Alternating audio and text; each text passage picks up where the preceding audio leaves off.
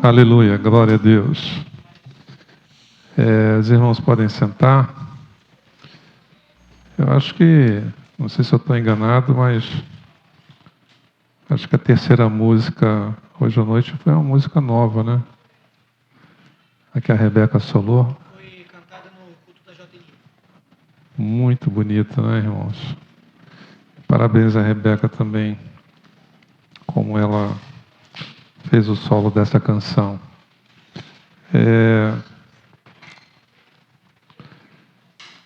A Bíblia é um livro que tem mandamentos, mas que também tem princípios. Mandamento é uma lei dada. Então, nós temos os mandamentos de Deus. E os princípios, às vezes, eles são extraídos, não é? E hoje à noite eu gostaria de compartilhar sobre um princípio que eu diria que virou um mandamento. Eu quero falar sobre a importância de concluir ciclos de Deus na sua vida. A importância de concluir ciclos de Deus na sua vida. E esse ciclo que eu quero me referir, ele começa como um princípio nas Escrituras e depois ele se torna um mandamento.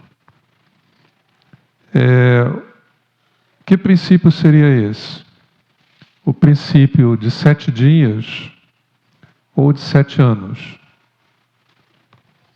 A Bíblia começa então apresentando esse princípio de 7 dias. Mas isso em Gênesis capítulo 1. Mas depois, quando Deus se revela a Moisés no Sinai, Deus pega esse princípio e estabelece ele como um mandamento. E fala para Israel, quando tomasse posse da terra, obedecer esse mandamento. Esse princípio de 7 dias ou de 7 anos, ele aparece muitas vezes na sua Bíblia. Eu não sei se você recorda que quando Deus estabelece a circuncisão, Ele estabelece que a circuncisão deveria ser feita depois de 7 dias, no dia seguinte, no 8º dia. Né? Então, Deus respeita aí o princípio que vem lá do capítulo 1 de Gênesis, dos 7 dias. Hoje se sabe que o 8º dia a imunidade da criança está num nível muito alto.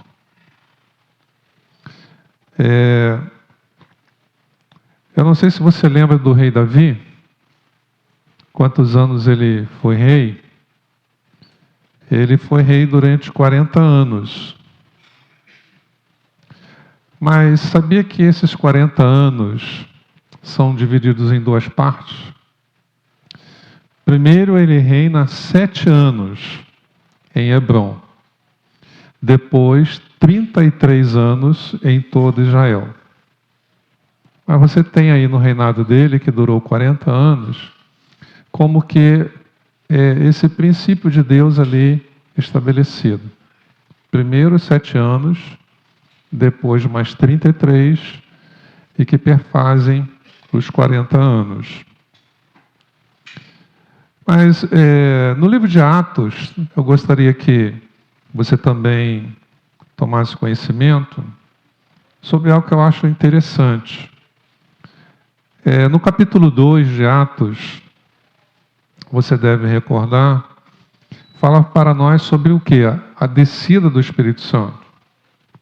E com a descida do Espírito Santo, nós temos o que? O nascimento da igreja. Até Atos 2, nós já tínhamos a liderança da igreja estabelecida. Jesus já havia estabelecido a liderança da igreja. Mas em Atos 2, nós temos a chegada do Espírito Santo para todos e o nascimento da igreja.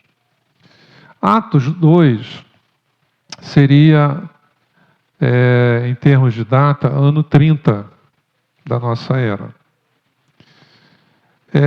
10 anos depois, no ano 40, aí você está em Atos 10. O que acontece em Atos 10? A conversão do primeiro gentio.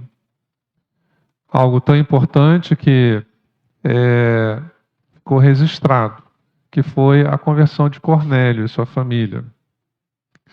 Agora, veja o seguinte, em Atos 10, 10 anos depois do nascimento da igreja, a conversão do primeiro gentio.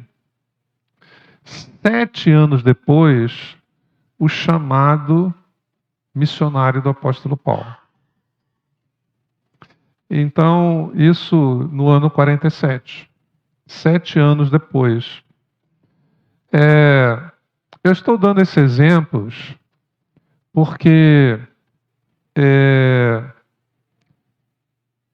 nos parece que esse princípio de Deus, de 7 dias, de 7 anos, trabalhar com esse ciclo na sua obra e na nossa vida, não foi abolido, não foi extinguido. Há algumas leis de Deus que foram modificadas. Pelo menos eu entendo que no Decálogo, em Êxodo 20, quando ele fala de cobrar o pecado dos pais nos filhos até a 3ª e 4ª geração, Deus muda isso em Ezequiel 18. E ele diz, agora vocês sempre falaram esse adágio em Israel. Os pais é que comeram uvas verdes e o dente dos filhos é que se embotaram. Israel usava esse ditado, esse adágio, se referindo àquilo que estava lá no Decálogo. Os pais é que comeram uvas e o dente dos filhos é que ficou sujo. Então, os pais é que pecaram, mas até a 3ª e 4ª geração Deus ia cobrar aquele pecado. Em Ezequiel 18, Deus fala, vocês não vão mais falar esse adágio em Israel. De agora em diante eu faço uma modificação. E ele estabelece ali a responsabilidade pessoal. Nós sabemos também que as leis cerimoniais e as festas foram mandamentos que Deus deu ao seu povo. Lá no livro de Levítico, no livro de Êxodo, ele estabelece isso como mandamentos, não como princípios. Mas você observa que no Novo Testamento, todos os apóstolos que eram judeus e foram criados cumprindo esses mandamentos, o próprio Senhor Jesus, ele participou de todas aquelas festas previstas na lei, mas você percebe que os apóstolos não ensinam isso à igreja. Vamos comemorar a festa dos tabernáculos, vamos comemorar a festa disso ou daquilo. Você não encontra isso no Novo Testamento. Nem mesmo no livro de Atos, que a igreja estava ali dando seus primeiros passos. Então, isso se modificou. Por quê? Porque tudo isso, diz o livro de Hebreus, era uma figura, aqueles rituais, tudo aquilo. Todo aquele trabalho no tabernáculo, cada um daqueles detalhes. O livro de Hebreus informa para você que tudo isso era sombra da obra e da pessoa de Jesus Cristo. Então, quando ele diz está consumado, essa parte também estava consumada. Os princípios morais da lei permanecem. Os princípios cerimoniais, nós não vemos nenhum dos apóstolos ensinando para a igreja cumprir isso no Novo Testamento. Então, dito isto, esses exemplos que eu dei no Novo Testamento, até Jesus, quando ressuscita, ele aparece a primeira vez no domingo, lembra do texto? Ele aparece depois, a segunda vez quando? Na quarta-feira, 7 dias depois, no outro domingo. Então, o exemplo da chamada missionária de Paulo, 7 anos após a conversão do primeiro gentio. O exemplo de Jesus aparecendo após a ressurreição a cada 7 dias. E temos outros exemplos também, nos mostra o seguinte: esse princípio que começa em Gênesis capítulo 1, que virou mandamento na lei de Moisés, nos parece que ele permanece não como mandamento no Novo Testamento, mas como princípio. Conseguiu me acompanhar? Conseguiu entender? Eu quero mostrar um pouquinho, quando Deus transforma esse princípio em mandamento para Israel, ele estabelece para Israel aquilo que nós conhecemos do ano sabático. Então, através de Moisés, no livro de Levítico, no livro de Deuteronômio, Deus estabelece que Israel, quando entrasse em Canaã, teria que observar o ano sabático. O que seria o ano sabático? A cada 6 anos de manejo da terra, de arar a terra, semear e colher, o ano seguinte, que seria o 7º ano, seria o ano sabático da terra, o ano que eles não fariam isso, a terra ia descansar. No hebraico, essa determinação de Deus chama Shemitah. A tradução literal seria libertação. Então, seriam 6 anos de semeadura, mas o 7º ano seria um ano de descanso para a terra. Então, a cada 7 anos, Deus estabelece um ciclo de 7 anos para a terra, quando Israel conquistasse Canaã. No livro de Levítico, você tem a informação que Deus estabelece esse ciclo quando Moisés estava com ele no Monte Sinai. Então, são instruções que vieram para Moisés naquele encontro com Deus, assim como veio os 10 mandamentos, o Decálogo. Então, quando Moisés estava no Monte Sinai, diz lá no livro de Levítico, o Senhor lhe disse: dê as seguintes instruções ao povo de Israel. Quando entrarem na terra que eu lhes dou, a terra deverá observar um sábado para o Senhor a cada 7 anos. Durante 6 anos, vocês semearão os campos, podarão os vinhedos e farão a colheita. Mas, no 7º ano, a terra terá um ano sabático de descanso absoluto. Deus também estabeleceu para Israel, a partir de retirá-los do Egito, além do ano sabático para a terra, o ano sabático para o perdão de dívidas financeiras. No livro de Deuteronômio, está escrito o seguinte: ao final de cada 7 anos, cancelem as dívidas de todos a quem vocês tiverem feito um empréstimo. O cancelamento será efetuado da seguinte forma: todos cancelarão os empréstimos que fizeram a irmãos israelitas. Ninguém exigirá pagamento do seu próximo ou de seus parentes, pois chegou o tempo do Senhor para libertá-los das dívidas. Essa libertação se aplica somente aos irmãos israelitas e não aos estrangeiros que vivem entre vocês.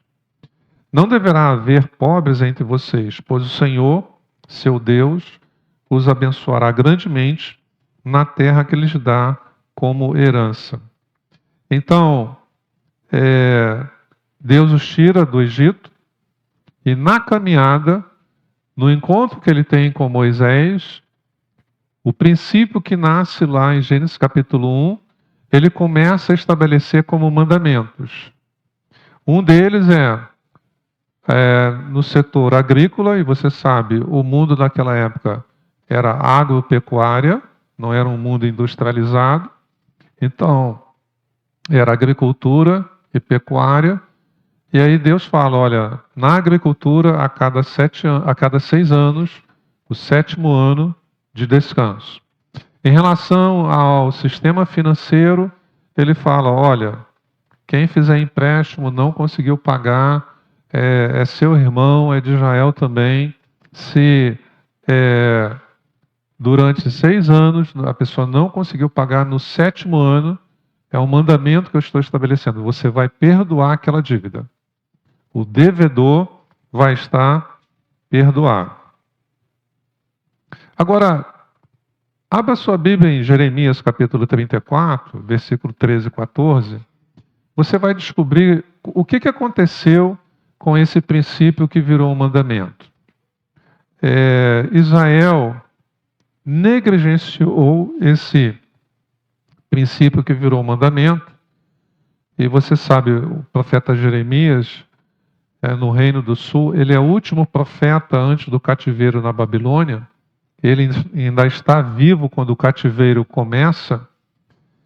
E é interessante como Deus aqui, usando o profeta Jeremias, ele aborda essa questão, que Israel não havia respeitado esse princípio que ele havia estabelecido como mandamento. Então diz assim: assim diz o Senhor, o Deus de Israel. Fiz uma aliança com seus antepassados muito tempo atrás, quando os livrei da escravidão no Egito. Disse-lhes que todo escravo hebreu deveria ser liberto depois de servir durante 6 anos. Olha a observação de Deus. Ele relembra o mandamento e agora ele faz a sua observação. Contudo, seus antepassados não me deram ouvidos, nem me obedeceram. Deus está se referindo ao seguinte: eles não deram ouvidos e não obedeceram a este mandamento, de respeitar, no caso, o ciclo de 7, para libertar escravos. Olha agora, segundo Crônicas, capítulo 36, versículo 20 e 21, o mesmo assunto é trazido para Israel.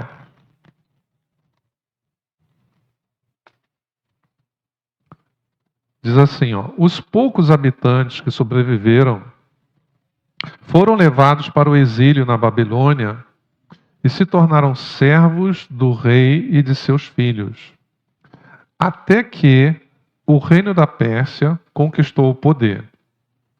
Olha o que diz agora a segunda parte. Cumpriu-se desse modo a mensagem do Senhor transmitida por Jeremias, que nós já lemos no capítulo 34.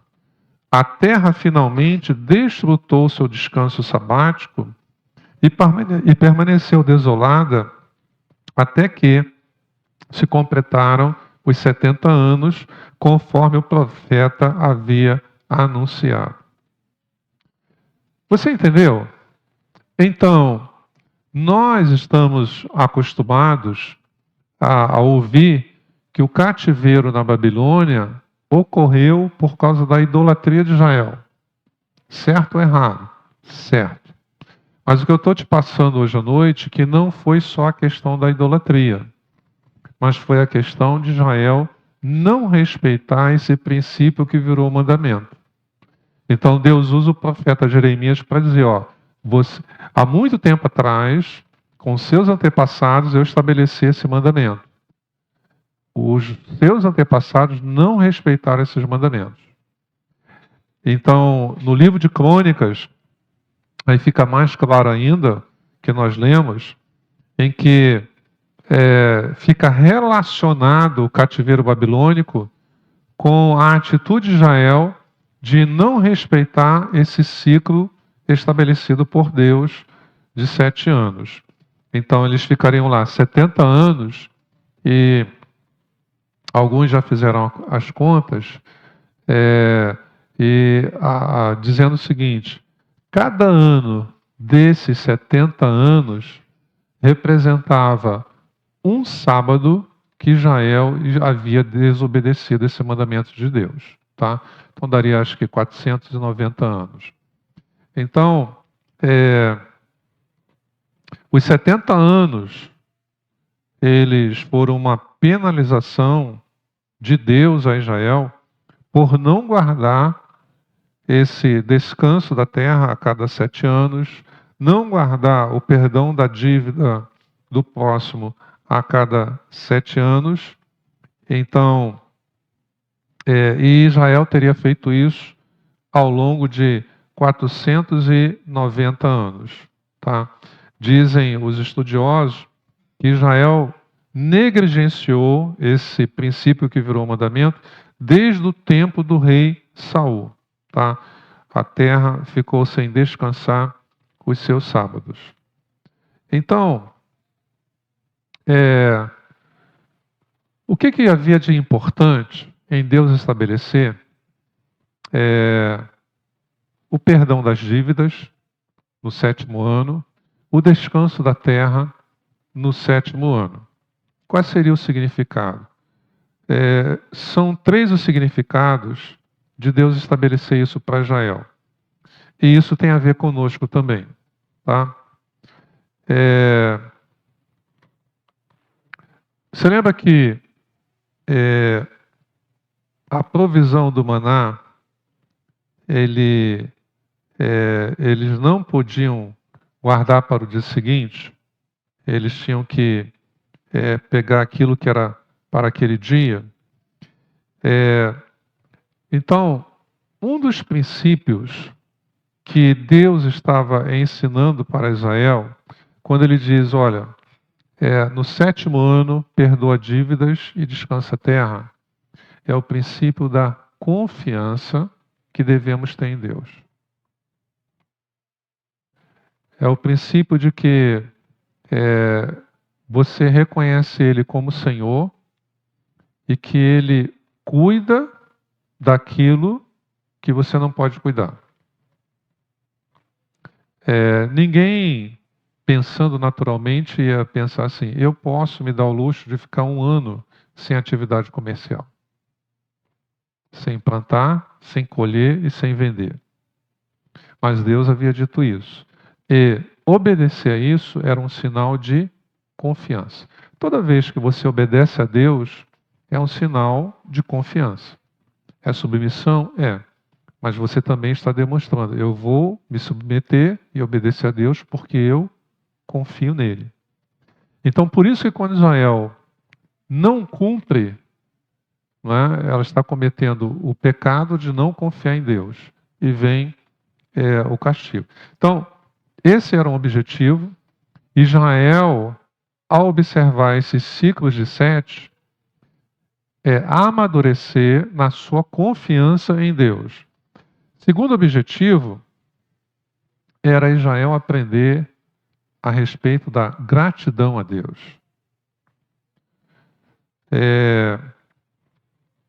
Porque Deus, quando estabelece esse mandamento que começa como um princípio, Deus começa dizendo o quê? Que Ele os havia tirado da casa do Egito. Então, seria um ano sabático para comemorar a obra de libertação que Deus havia feito. Então, o tempo que eles dedicavam às atividades comerciais, eles teriam esse tempo livre e seria um tempo em que eles poderiam se voltar com mais intensidade à comunhão com Deus, a irem nas sinagogas, a irem no templo, aos cultos, etc. Por gratidão àquilo que Deus havia feito no passado. Libertá-los do domínio do Egito e de Faraó. E o terceiro objetivo de Deus era que Israel valorizasse o perdão que Deus havia dado. Então, se Deus os havia perdoado, eles tinham que perdoar os outros. Então, esse princípio era para Israel saber, olha, o quanto o perdão é importante para as pessoas, o quanto ele é valioso. Imagina um israelita que durante 6 anos não conseguia pagar a sua dívida. O que iria acontecer com eles? O medo da viúva do profeta. Não tem como pagar, vou pegar seus filhos, eles vão virar escravos. E eles vão trabalhar para mim o tempo que for calculado, o salário dele como escravo, até que a dívida seja paga. Então, não pagar a dívida seria perder a sua liberdade, perder a sua autonomia. E perdoar alguém que não podia pagar a sua dívida era uma manifestação de um favor não merecido, é uma manifestação da graça no Antigo Testamento. Então, quando Deus estabelece, olha, a cada 6 anos, quem não pôde pagar você, libera essa pessoa da dívida.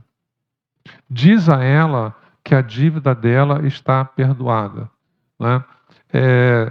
Você valoriza o perdão que eu te dei, perdoando aos outros como eu te perdoei.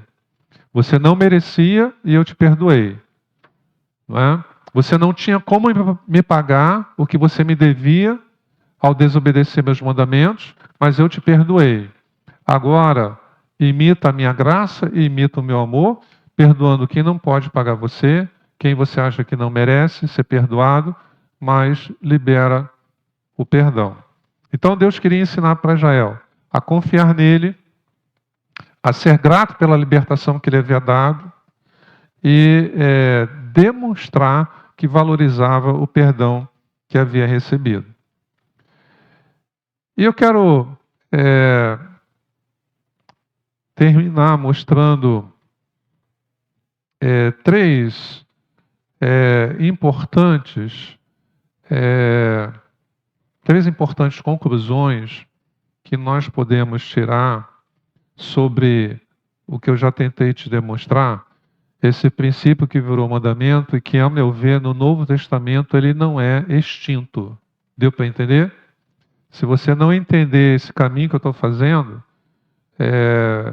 você não vai chegar ao objetivo que eu desejo lhe conduzir. Um princípio que vira mandamento e que no Novo Testamento, a meu ver, pelas demonstrações, né? Até como Deus trabalhando na história, primeiro convertido no ano gentil, convertido no ano 40. 7 anos depois, ele chama o primeiro missionário para os gentios, o apóstolo Paulo. Jesus ressuscita no domingo, ele aparece de novo no outro domingo, 7 dias depois. Então, lembrei agora, quando é instituído os diáconos, os primeiros diáconos na igreja primitiva, talvez lá capítulo 4, 5 ou 6, não lembro bem de Atos, é interessante.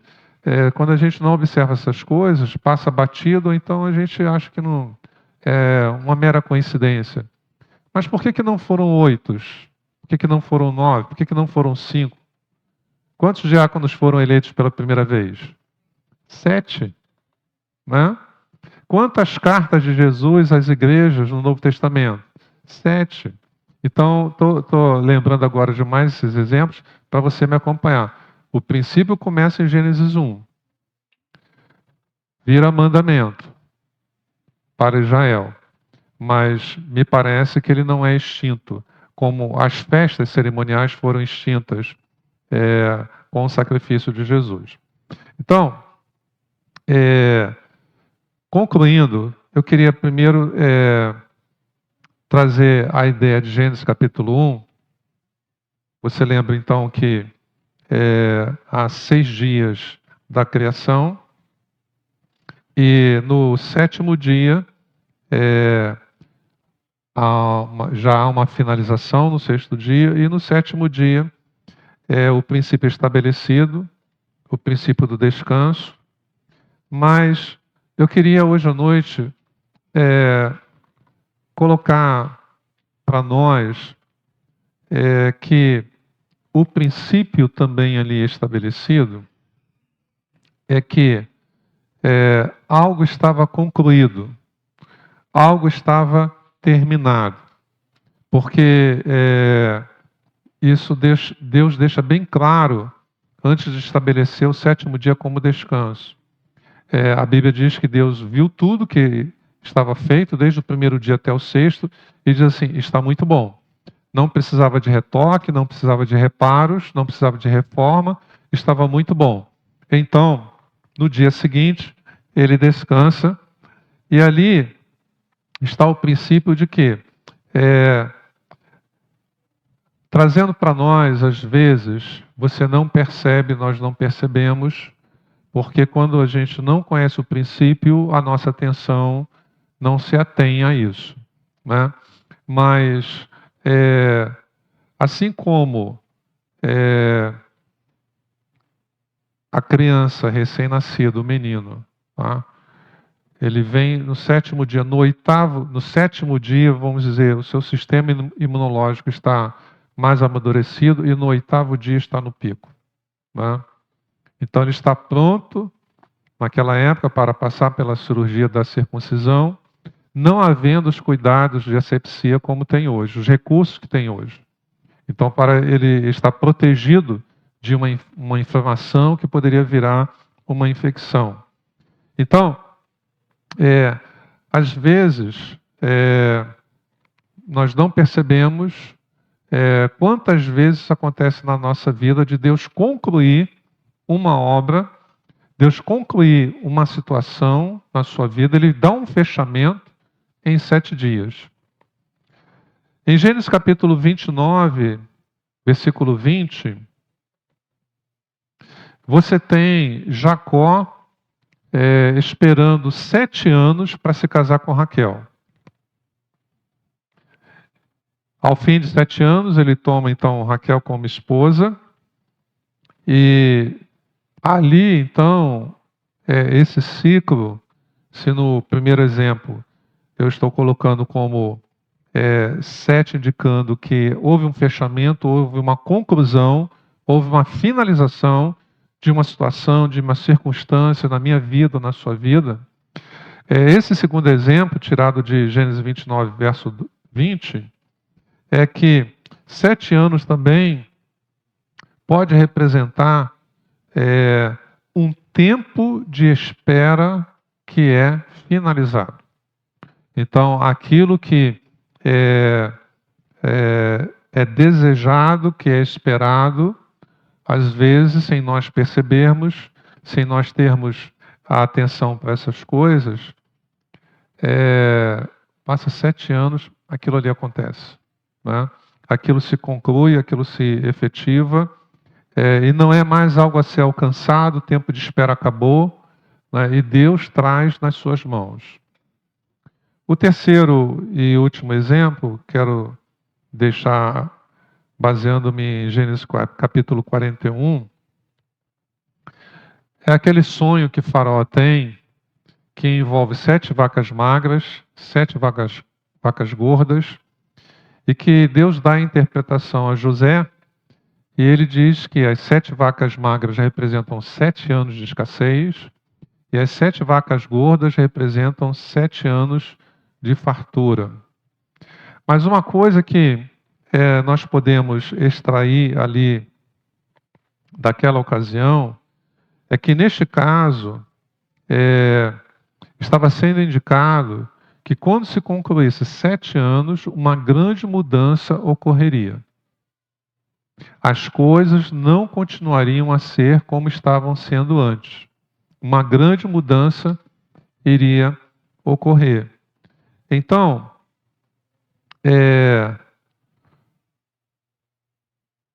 eu recentemente me chamou a atenção também, não sei se você já tinha lido ou estudado sobre isso, quanto tempo levou para a terra de Canaã ser conquistada? E eu descobri que levou 7 anos. E 7 anos ocorreram da seguinte forma: os primeiros 2 anos foi a conquista das terras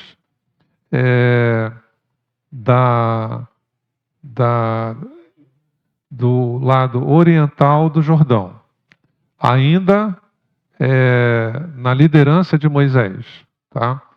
Ali a tribo de Manassés, de Efraim, recebe ali as suas porções.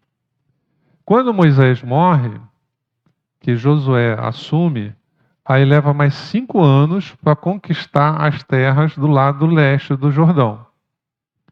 onde estavam aquelas 12 tribos, Cananéias, Jericó, Ai, né, e toda a narrativa do livro de Josué. Então, quando você soma 2 anos de Moisés com 5 anos de Josué, quanto tempo levou para cessar o período de conquistas e chegarmos ali ao livro de Juízes, né? Israel está estabelecida na terra. Sem levar em consideração detalhes, que em alguns casos eles não exterminaram a todos, mas levou 7 anos. Né?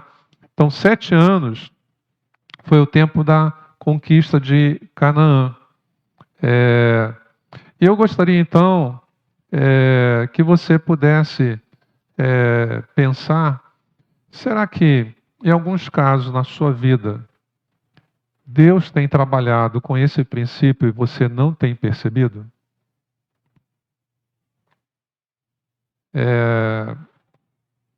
Não estamos fazendo disso uma doutrina, mas eu creio que essas observações podem permitir a você ter mais atenção sobre isso. Né? Então, se o princípio, o mandamento não está sobre nós como estava com Israel. O mandamento, quando eles tomassem posse da terra. Mas o princípio é validado no Novo Testamento com a eleição dos 7 diáconos. Depois da conversão do primeiro gentio, 7 anos depois, Deus chama o missionário aos gentios, o apóstolo Paulo. Jesus escreve a carta, não é a 8, nem a 9, nem a 5, a 7 igrejas. Então, o princípio que começa em Gênesis capítulo 1, nos parece que Deus renova no Novo Testamento. Não mais como mandamento, mas como princípio. Então, você sabia desse princípio? Você, talvez, sabendo dele, você possa observar talvez algumas coisas que Deus fez na sua vida e que ele obedeceu ao princípio que é dele e por não conhecer o princípio você não percebeu isso. Deu para entender? Às vezes a pessoa começa uma graduação de 5 anos, aí o 6º ano faz um estágio e realmente no 7º ano ela se torna um profissional dentro daquela área. Às vezes uma mudança que você desejava levou 7 anos para se concluir na sua vida. Né? 7 anos para aquilo realmente você olhar e falar assim, não, acabou.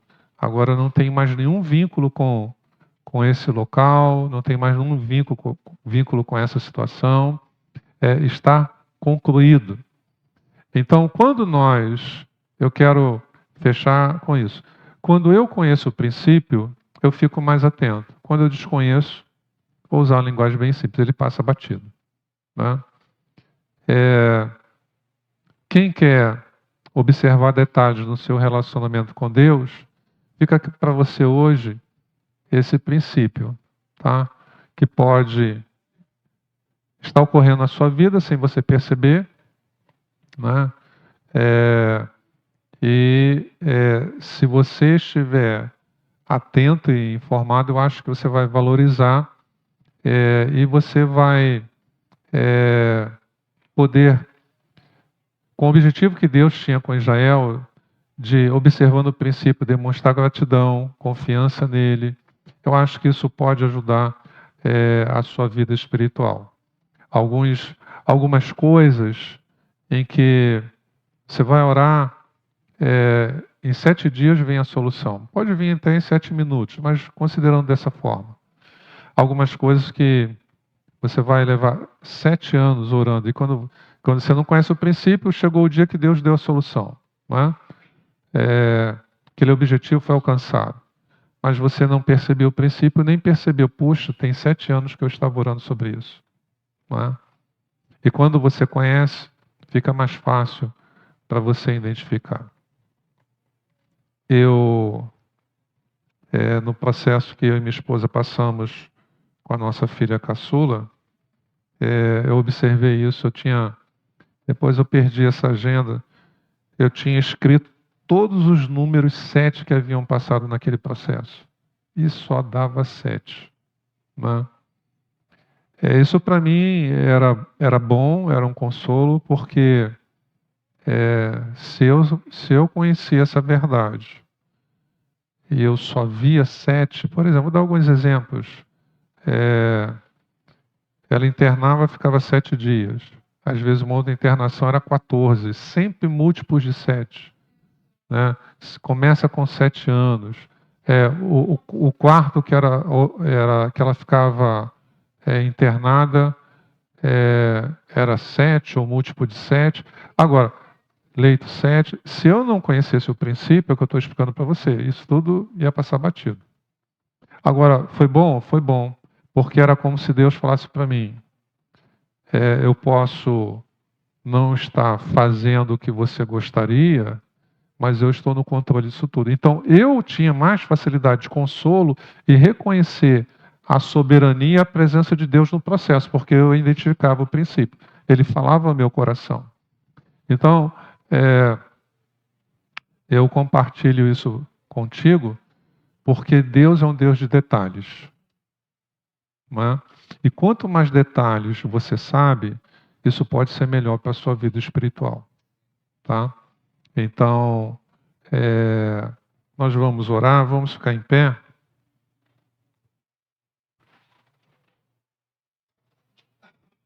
Você não tem que... eu nunca fiz isso. Você buscar números para buscar uma direção para a sua vida. Mas em situações que eu vivi, por conhecer às vezes esses detalhes, aí o número me vinha como resposta. Deu para entender a diferença? Né? Então, Deus, ele... vários números na Bíblia. O 7 é o que eu estou falando hoje. Mas se você observar quantas vezes o 10 é mencionado na Bíblia, né? O 7, lembrei agora, né?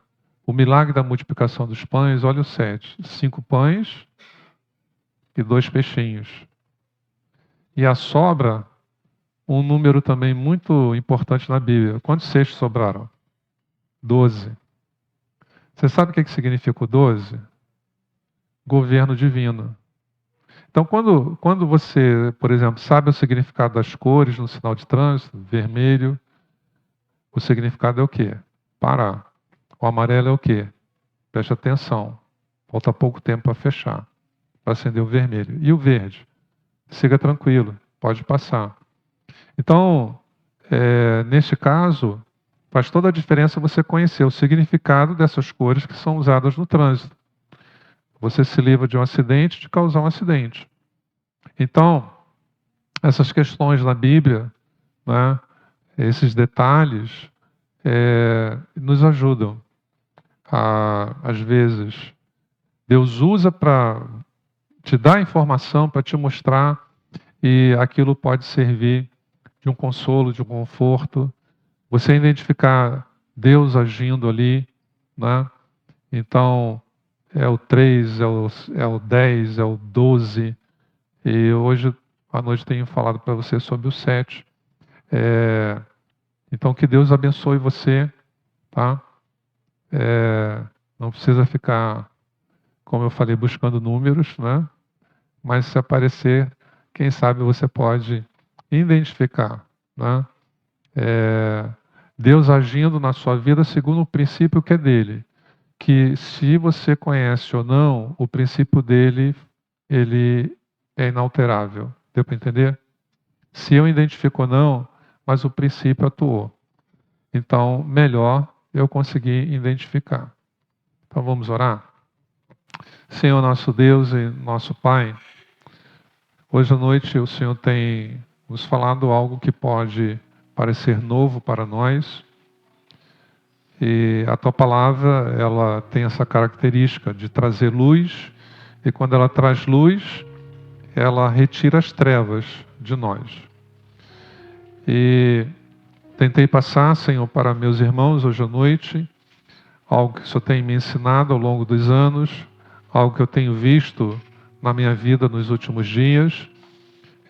Esse princípio